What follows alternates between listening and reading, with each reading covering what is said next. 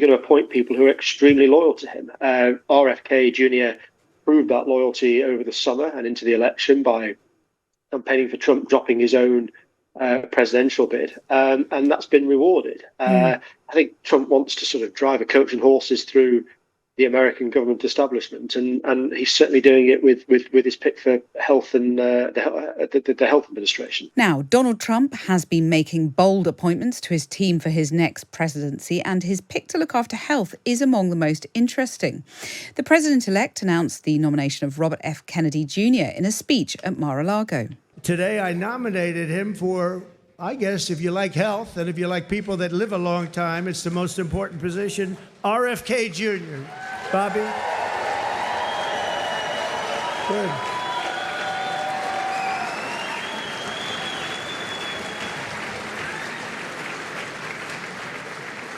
And I just looked at the news reports. People like you, Bobby. Don't get too popular, Bobby. The son of Bobby Kennedy and nephew of JFK endorsed Donald Trump after ending his independent run for the presidency.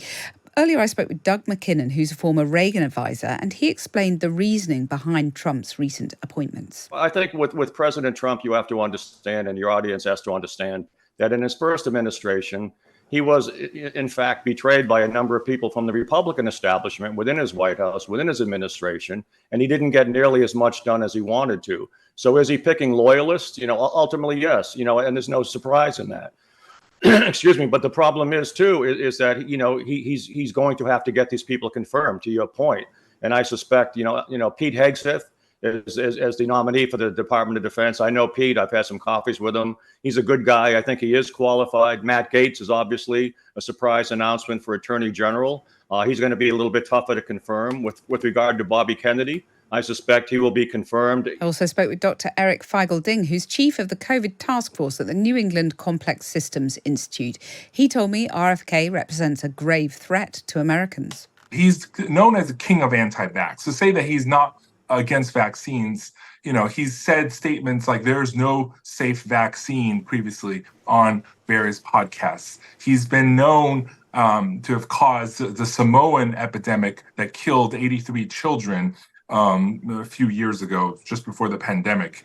He's also said that AIDS is not caused by a virus. It's caused by poppers and many other nonsense, in addition to nonsense about fluoride. Now, he might be okay on certain things like, ultra-processed foods and, contaminants in foods, but a broken clock is right twice a day as well.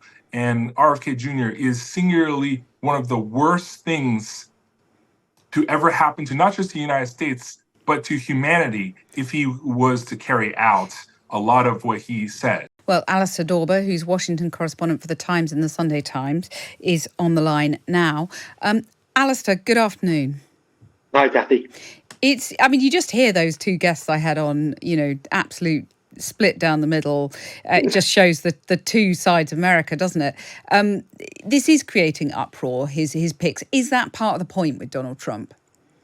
Yes, I think it is. The first guest you had on talking about how Trump was betrayed in his first term. I'm not sure betrayal is the right word, but of course, Donald Trump had very little experience, no experience of how the government worked, and brought in a lot of people who were experienced, who'd been around Washington, Capitol Hill, and so forth. And he felt that they stymied his agenda. He had a radical agenda. He wanted to do things, and he felt that a lot of people got in his way. This time, 8 years later, we see Donald Trump with much more experience.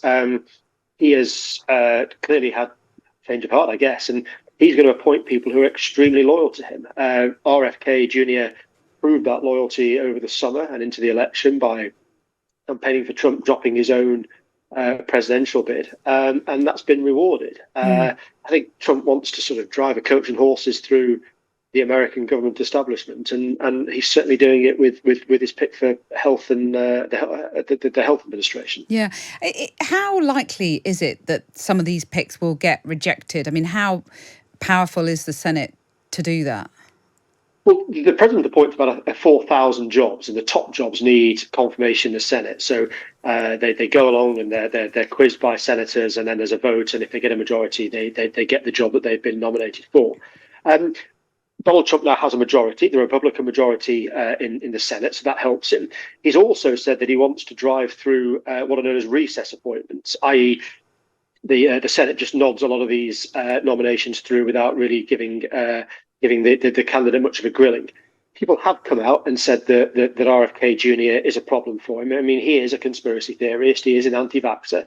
And that doesn't sit well even with a lot of Republicans. So that could be problematic if they do insist that he is he's given a full nomination hearing. And the other one, of course, is Matt Gaetz, who's been nominated as Attorney General. There's been a lot in the last couple of days.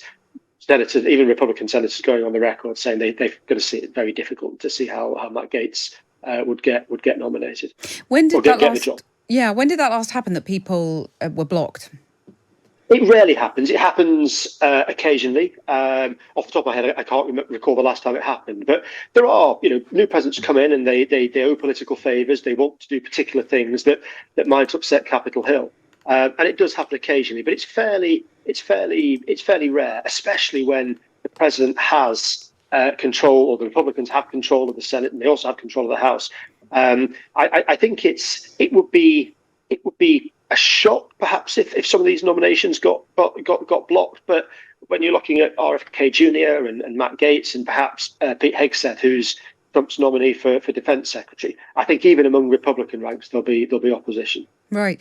And just finally, there's some suggestion, sort of rumour, perhaps no stronger than that some of these nominees could get confirmed during a recess. Is that far-flung, or is it possible? No, well, Donald Trump has demanded that the Senate get through these nominations quickly. The recess appointment it's a convention. The nominations are put up during a Senate recess, so that they just get waved through. But these are usually used for lower-ranking officials that need Senate confirmations, not for cabinet secretaries, not for people leading these departments with huge budgets and thousands of people working for them.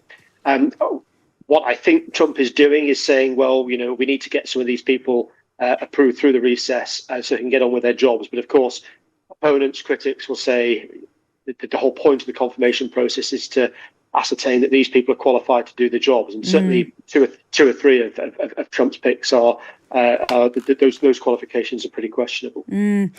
Alistair Dawber, very interesting. Look forward to reading your analysis in the paper. Washington correspondent for The Times and The Sunday Times there.